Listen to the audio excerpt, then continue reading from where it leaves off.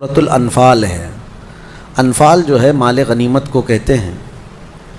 اصل میں یہ بدر کے متعلق نازل ہوئی یہ پوری سورہ انفال۔ مال غنیمت کے بارے میں حضور اکرم صلی اللہ تعالیٰ علیہ وسلم سے پوچھا گیا تھا۔ اس سلسلے میں یہاں پر اس سورہ میں کئی باتیں آئی ہیں۔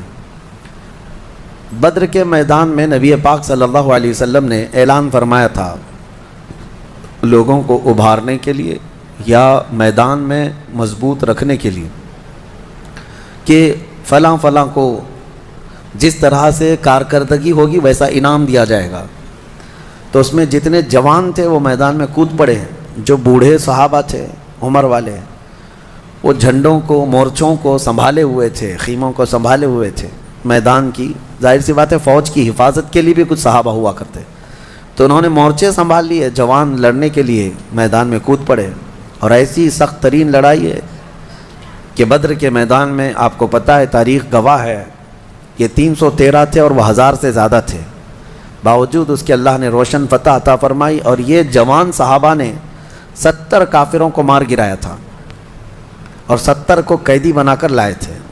اب مسئلہ یہ تھا کہ حضور نے جو اعلان فرمایا تھا جس کی جیسی کارکردگی ہوگی ویسا انعام ہے، تو جو جوان صحابہ تھے ان میں یہ باتیں چلنے لگی جو بدر کا مال غنیمت ہے وہ غالباً جوان صحابہ کو زیادہ ملے گا۔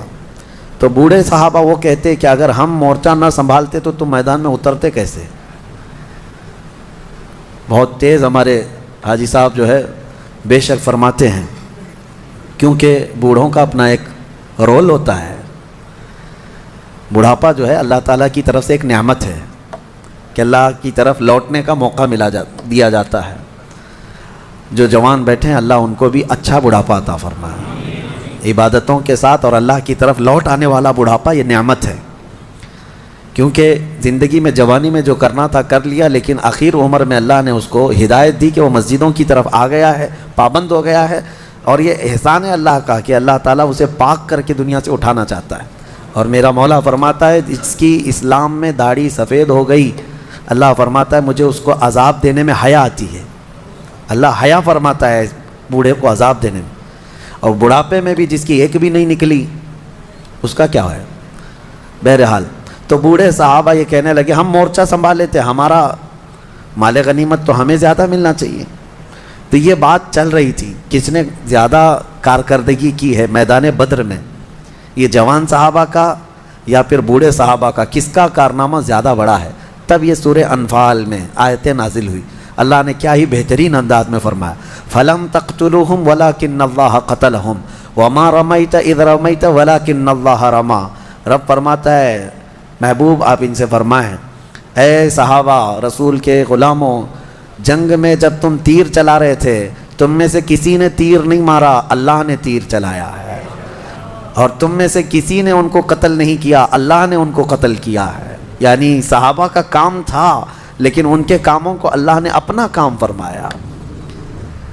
یہ رسول پاک صلی اللہ تعالیٰ علیہ وسلم کے غلاموں کی شان ہے کہ رب تعالیٰ فرماتا ہے ان کا کیا ہوا کام وہ اللہ کا کیا ہوا ہے۔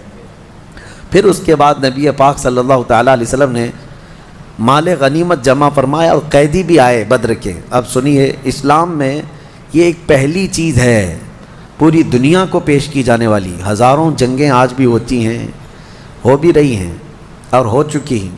جنگوں کی ایک تاریخ نکال کر کے دیکھو، اور میرے آقا صلی اللہ علیہ وسلم کے جو جہاد ہیں ان کو ایک طرف رکھو۔ بدر کے بعد کون سے قیدی آئے تھے پتہ ہے آپ کو؟ ایسے قیدی جنہوں نے مکہ میں صحابہ کا جینا تنگ کر کے رکھا تھا، بہت تکلیفیں دیے تھے، وہ سب گرفتار ہوئے تھے۔ 70 تو مارے گئے تھے جس میں ابو جہل بھی مر گیا تھا، حضرت بلال حبشی کا جو آقا تھا وہ بھی مرا تھا، بڑے بڑے کافر مرے تھے، لیکن جو قید ہو کر کے آئے تھے وہ بھی چھوٹے نہیں تھے، اس میں بھی اچھے خاصے جو بھڑکانے والے لوگ تھے وہ سب گرفتار ہوئے تھے۔ اب ظاہر سی بات ہے صحابہ اکرام کو بدلہ بھی لینا تھا، اتنے سالوں ہمیں تکلیف دیا تڑپایا، آج ہاتھ میں آ گئے ہیں۔ لیکن نبی رحمت صلی اللہ تعالیٰ علیہ وسلم نے صحابہ سے مشورہ کیا کہ ان کے ساتھ کیا کریں ابھی۔ تو حضرت عمر فاروق رضی اللہ تعالیٰ عنہ نے مشورہ دیا کہ ان میں سے ٹکڑے ٹکڑے کر کے ان کو کاٹ کے مار ڈالیں، یہ جتنے ہیں مار ڈالیں ان کو۔ صحابہ کے الگ الگ مشورے تھے. حضرت ابوبکر صدیق نے عرض کیا یا رسول اللہ صلی اللہ علیہ وسلم ان کو اگر فدیہ لے کر کے کچھ مال ان سے لے کر کے ان کو آزاد کر دیں, ہو سکتا ہے بعد میں یہ اس سے متاثر ہو کر اسلام میں آ جائیں. حضور نے حضرت ابوبکر کے مشورے کو پسند فرمایا. پھر اعلان ہوا ان قیدیوں کے ساتھ کہ تم میں سے جس کے پاس بھی مال ہے وہ اتنا اتنا فدیہ دے اور آزاد ہو جائے. تو جو سیٹ لوگ تھے پیسے دے رہے تھے, آزاد ہو رہے تھے, لیکن جس کے پاس مال نہیں تھا اس کے لیے ایک دوسرا آپشن تھا حضور کی طرف سے. حضور پاک صلی اللہ تعالیٰ علیہ وسلم نے یہ سب سے پہلی چیز دنیا میں قائم فرمائی. قیدیوں سے جس کے پاس مال نہیں تھا اس کو آپشن, سیکنڈ آپشن یہ تھا کہ تم اگر کوئی ہنر جانتے ہو, کوئی فن جانتے ہو تو میرے 10 صحابہ کو سکھاؤ اور آزاد ہو جاؤ. یعنی اگر ان کے پاس کوئی فن ہے, کوئی کاریگری جانتا ہے, کوئی بھی کسی بھی طرح کا علم جانتا ہے, حضور نے آپشن دیا تھا میرے مدینے کے صحابہ میں سے 10 صحابہ کو تم وہ ہنر سکھاؤ اور آزاد ہو جاؤ. قیدیوں سے بھی کام لینا اور علم لینا یہ نبی پاک صلی اللہ علیہ وسلم کا ریولیشن ہے. اس سے پہلے کسی نے یہ کام نہیں کیا ہے. اور اس کے بعد میں آپ کو بتاؤں, انصاف کے ترازو پر سب کو برابر رکھا گیا. اتفاق ایسا کہ ان قیدیوں میں خود رسول اللہ کے چچا عباس بھی گرفتار ہو کر آئے تھے. وہ ایمان لائے ہوئے نہیں تھے, ایمان لائے ہوئے نہیں تھے, گرفتار ہو کر کے آئے. اور ظاہر سی بات ہے وہ جب میدان میں آئے تھے ان کے پاس کچھ نہیں تھا, لیکن مکہ میں جب جنگ کے لیے نکل رہے تھے تو اپنی بیوی ام الفضل کو کچھ پیسے دے کر کے کہا تھا سونے کے سکے فلاں مٹکے میں یا کسی جگہ اس کو اندر بند کر کے رکھ دو, کسی کو خبر نہ ہو. جنگ میں آنے سے پہلے, بدر میں آنے سے پہلے اپنی بیوی کو دے کر آئے تھے اور وہ چھپا دیے گئے پیسے تہہ خانے میں. اب ان کے پاس یہاں میدان میں گرفتار ہونے کے بعد کچھ نہیں تھا. جب ان کی باری آئی تو حضور پاک صلی اللہ علیہ وسلم نے ان سے بھی کہا جیسے سارے قیدی دے رہے ہیں آپ بھی دیں, کیونکہ دشمنوں کے ساتھ آئے تھے آپ فدیہ دے کر کے آزاد ہو جائیے. یا پھر دوسرا آپشن ہے. تو انہوں نے کہا نہ میرے پاس کوئی فدیہ ہے, پیسہ ہے, نہ ہی کوئی دوسری چیز ہے. تو حضور پاک صلی اللہ علیہ وسلم نے فرمایا بدر میں آنے سے پہلے اپنی بیوی ام الفضل کو جو دے کر کے آئے تھے وہ منگوا لو. یہ ہے میرے آقا کا علم غیب. لوگوں کو ابھی پیٹھ پیچھے اور دیوار پیچھے کی لگی ہوئی ہے. میرے آقا صلی اللہ تعالیٰ علیہ وسلم تو تمہارے گھروں میں کیا کیا چیزیں تم چھپا کر رکھے ہو وہ تک جانتے ہیں.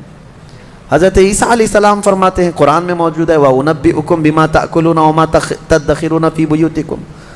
حضرت عیسیٰ علیہ السلام کا یہ فرمان قرآن میں آیا ہے. وہ خود کہتے ہیں میں تمہیں وہ سب چیزیں بتا دوں گا جو کچھ تم گھروں میں کھاتے ہو اور جو جمع کر کے رکھتے ہو. جب عیسیٰ علیہ السلام اتنا جانتے ہیں تو کیا میرے نبی پاک صلی اللہ علیہ وسلم اپنی امتیوں کے احوال نہیں جانتے؟ یقیناً جانتے ہیں. رسول رحمت صلی اللہ تعالیٰ علیہ وسلم نے جیسے ہی یہ فرمایا, حضرت عباس کیا کہتے؟ جواب کچھ بھی نہیں تھا.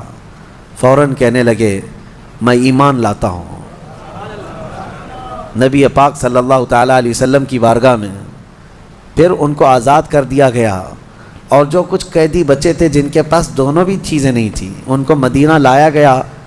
اور قید خانہ کہاں تھا؟ مسجد نبوی میں رکھا گیا. کاش ہم کو وہاں قید کر دیا جائے زندگی بھر. مسجد نبوی میں قید کر دیا گیا. اب ہماری تمنا ہے کہ ہم مسجد نبوی میں قید ہو جائیں. وہ تو زمانہ رسول اللہ کا تھا. حضور ہر نماز کے لیے مصلی پر آیا کرتے تھے, جایا کرتے تھے. وہ کیسی جیل ہے, بلکہ وہ حقیقی جنت ہے.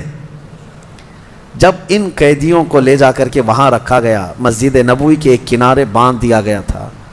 میرے عزیزوں میں یہ بات اس لیے عرض کر رہا ہوں, دنیا آج اسلام کے اوپر جو انگلیاں اٹھاتی ہے کہ یہ کاٹتے ہیں مارتے ہیں, ذرا وہ اپنے گریبان میں جھانک کر کے دیکھ لیں جنگوں کے قیدیوں کے ساتھ یہ ظالم کیا کیا حرکتیں کرتے ہیں. تمہیں پتہ ہے گوانتانامو بے جیل دنیا کی سب سے بدنام, ابو غریب جیل, یہ امریکہ کی وہ جیلوں کا ذکر میں کر رہا ہوں جن میں انسانیت سے گری ہوئی حرکتیں کی گئی ہیں قیدیوں کے ساتھ. عراق کے جو فوجی گرفتار ہو کر آئے مسلمان, ان کو پیشاب پلایا گیا ہے. بہت سخت ترین, جانوروں کے ساتھ بھی یہ سب نہیں کیا جاتا. بہت گندی حرکتیں ان قیدیوں کے ساتھ کی گئی جو مسلمان قید ہو کر کے آئے. انسانیت سوز, اخلاق سوز حرکتیں, یہ سب چیزیں ہسٹری میں آج بھی موجود ہے. اور جس کے سامنے بھی یہ ذکر کرو وہ شرم سے پانی پانی ہو جائے گا. یہ کس کی حرکتیں ہیں؟ سپر پاور کی, جو دنیا کو اخلاق تقسیم کرنے کی بات کرتے ہیں. دنیا کے درمیان اپنے کیریکٹر پھیلانے کی بات کرتے ہیں اور اسلام پر وہ بلیم کرتے ہیں۔ اسلام میں تو یہ حق اتنا احترام دیا گیا ہے کہ جنگوں سے جو قید ہو کر کے بھی آئے گا اس کو فنڈامنٹل رائٹس ہوں گے، اس کے بنیادی حقوق، اس کے کھانے پینے اور اس کی ساری چیزوں کے حقوق رکھے جائیں گے۔ یہ نہیں کہ کوئی قیدی آ گیا تو اسے بھوکا پیاسا مار دیا جائے گا۔ پہلے کے دور میں یہ بھی تھا کہ جو جنگوں میں قید ہو کر کے آتے تھے ان کو آگ میں جلایا جاتا تھا، ان کے ٹکڑے کیے جاتے تھے۔ اور حیرت کی بات ہے، اسلام کے جہاد جہاد جہاد کا پروپیگنڈا اتنا پھیلا دیا دنیا میں ان ظالموں نے، اور حد تو یہ ہے کہ ہمارے لوگ بھی ڈرنے لگ گئے، علماء بھی جو ہے بات کرنے سے خوف کھانے لگ گئے۔ ارے لفظ جہاد بولیں تو کل کہیں ہمیں گرفتار کر کے نہ لے چلے جائیں، کیونکہ یہ دجالی میڈیا نے ایسا پروپیگنڈا پھیلایا ہے جیسے دنیا میں سب سے زیادہ ہم نے قتل کیا۔ آپ کو میں تاریخ بتاؤں، تاریخ آپ کو پتہ ہے، world war first and world war second, اس میں کتنے قتل ہوئے تھے؟ سرچ کر کے آپ خود محسوس کر لیں گے، پتہ چلے گا آپ کو۔ فرسٹ ورلڈ وار، عالمی جنگ جو ہوئی، جنگ عظیم، پہلی جنگ عظیم، پوری دنیا اس میں ملوث رہی، اس میں تقریباً 3 کروڑ لوگ مارے گئے ہیں۔ کروڑ کی بات کر رہا ہوں، لاکھ نہیں، 3 کروڑ لوگ متاثر ہوئے، زخمی ہوئے، مارے گئے۔ اور دوسری جنگ عظیم میں تو 5 کروڑ سے اوپر لوگ، انسانوں کی کوئی اہمیت ہے یا نہیں؟ کروڑ ایسے ہم یہاں پر تاریخ میں بتایا جا رہا ہے جیسے کوئی گاجر مولی ہیں۔ ایک انسان کی بھی وقات ہے اسلام میں، ایک انسان کی بھی قیمت ہے۔ 3 کروڑ مارے گئے، 5 کروڑ مارے گئے، لیکن تم میں سے کسی کو آج ہمت نہیں ہے یہ عالمی جنگ کے متعلق کہا جائے کہ یہ سب ورلڈ وار جو ہے دنیا کو فساد میں مبتلا کرنے کی سازشیں تھیں اور پوری دنیا کو تباہ کرنے کے آلے تھے۔